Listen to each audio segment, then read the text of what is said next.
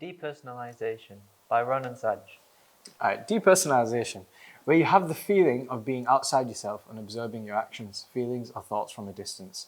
The feeling you get is being disconnected from the self, having the sensation of floating, persistent forgetfulness and memory issues, and feelings of unreality. So that's just the definition. Cool. The premise of this short film is about a guy who is constantly down and his life is constantly going wrong in some way or another. The main protagonist meets a fellow one day that escalates the whole thing from going somewhat worse to miles worse in a couple minutes. The other guy, what would you call it? The second main character, I guess, is constantly getting himself into danger and is unaware of how he makes others feel, and that's what leads the main character to feel depressed and suicidal. That ends up where we lead to the ending, where it's left up for interpretation of what happens to him. Could be either way. He could have died or not. So kind of like a cliffhanger, right? Yeah. Yeah. Cool. So the genre we've chose for a short film is like it's a comedy or like a drama. So there's just some pictures to kind of like give examples or like some sort of inspirations we've had. You've had a lot of kind of, let's say the last slide had some animation there. So are you going to explore with animation, or is it all just going to be live action? I think it's be a all bit just, of both. I think it's all just live action. Live action. Yeah, probably. Yeah. And what about this idea has made you go, yeah, I want to make a short film about that? What do you think is kind of... Just kind of intrigued me, I guess. I've always liked comedy, and then I kind of wanted to do drama for a challenge. Mm-hmm. It's both kind of brainchild of you both, or is it more something that one of you's come up with and then the other's kind of gone to work and made something really technical with that? Yeah. So one's kind of got more emphasis on story. Yeah, mostly him. So mostly Ron. And then Saj, are you more kind of the visionary of how to bring this to life? Yeah, that's what I've been doing. I've been giving him more ideas and stuff. Cool. The inspiration of our show is from specifically these 6 film/TV shows. Afterlife, Please Don't Destroy the Treasure of Foggy Mountain, Don't Look Up, Beef, and then Mr. Bean and Jujutsu Kaisen. They've all implemented some sort of inspiration in it, not necessarily story-wise, but like some just like rivalry or a specific character, like with Mr. Bean.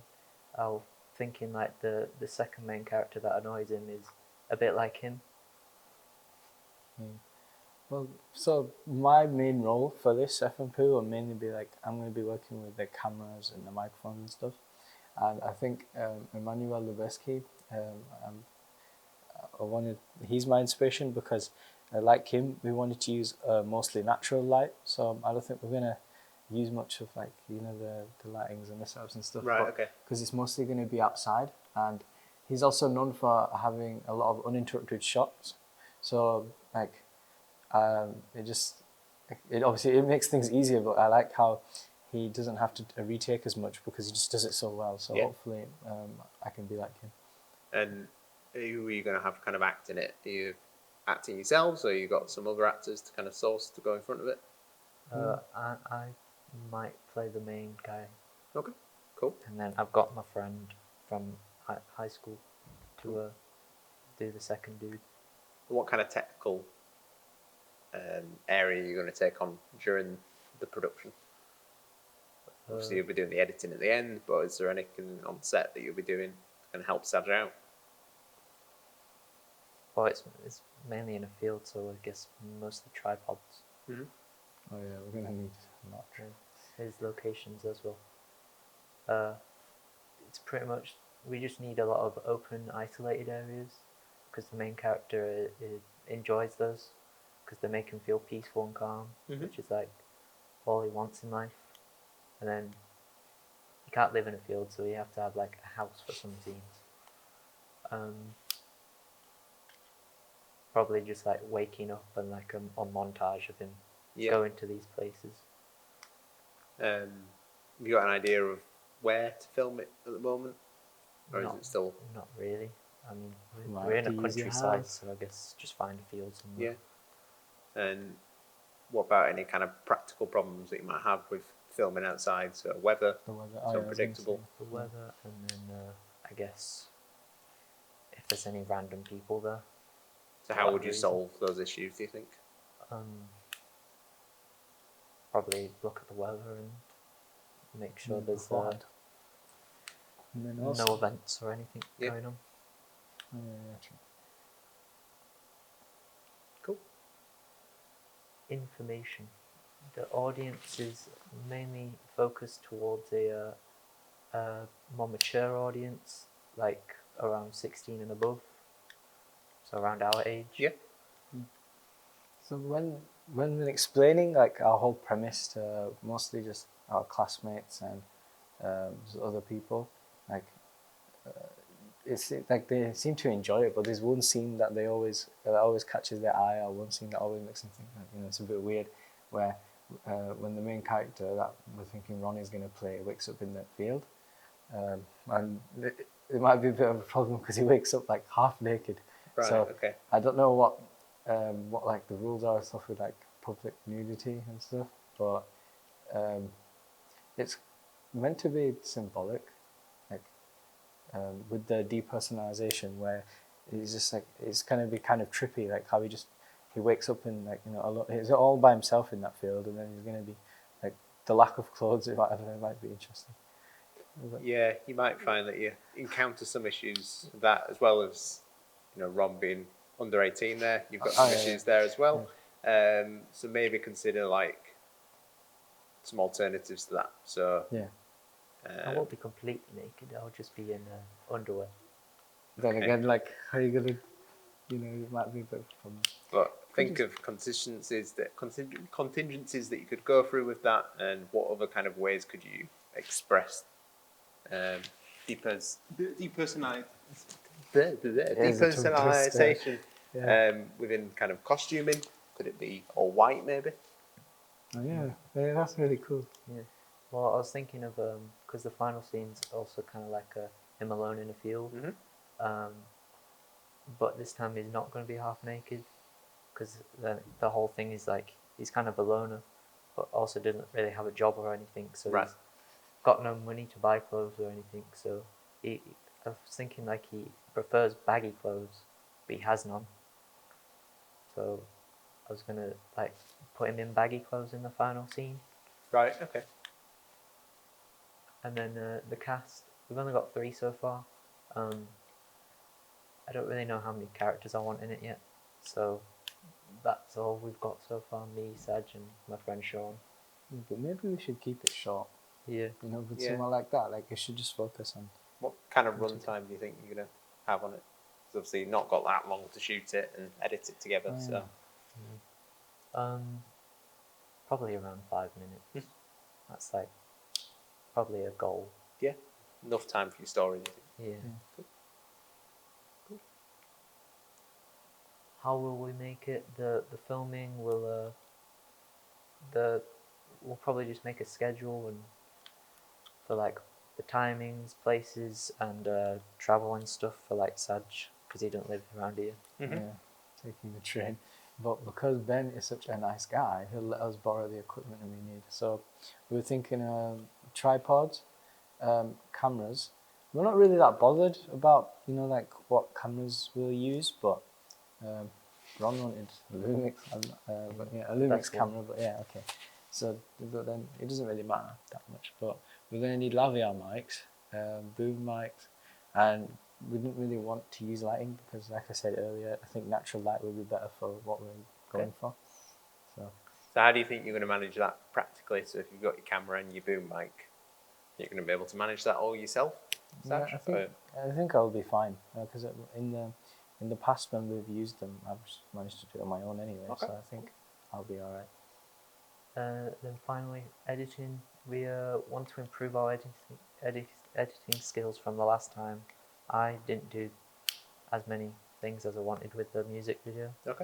so I wanted to try expand on what I already know and try new things. Yeah.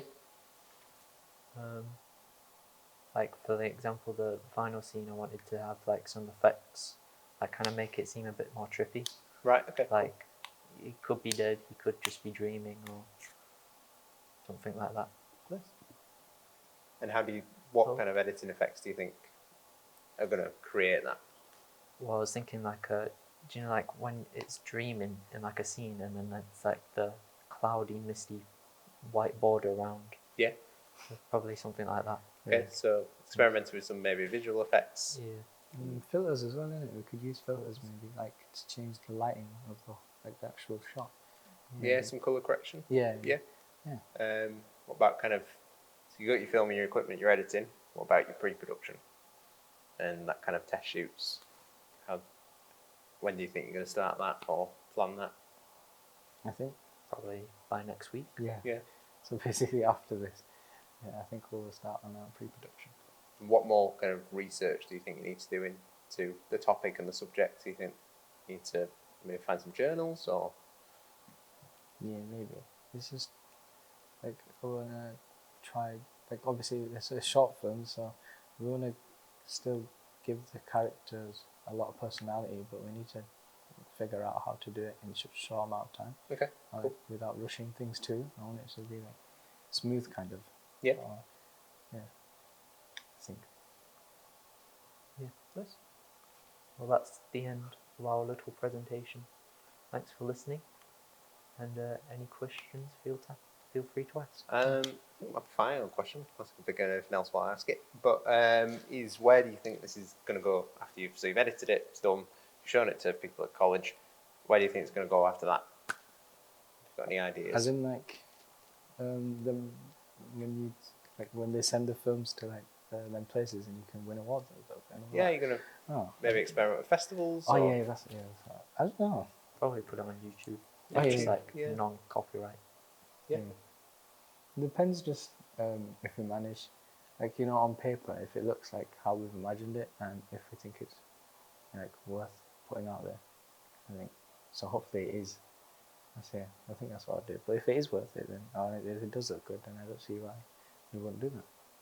And when it comes to kind of issues that you might encounter, whether it's delays, you've got potential transport issues, how do you think you're going to counter those? So say, Ron, you're ready on set, and Saj, you might be delayed by an hour or so. How do you think you're going to? Probably like find alternatives. Yeah. So if I have to like set it up all myself and then try film most of the scenes without him, and then by the time he gets here, it will be easier. Yeah. Cool. We plan ahead quite a lot anyway, because when it comes to stuff like this, we usually stay in contact a lot anyway. So there will be a lot of communication.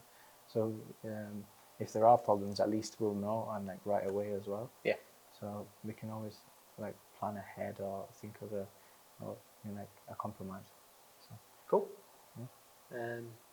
Well, those are all my questions then. all right. Super. Thank you very much, guys. Thank you for listening.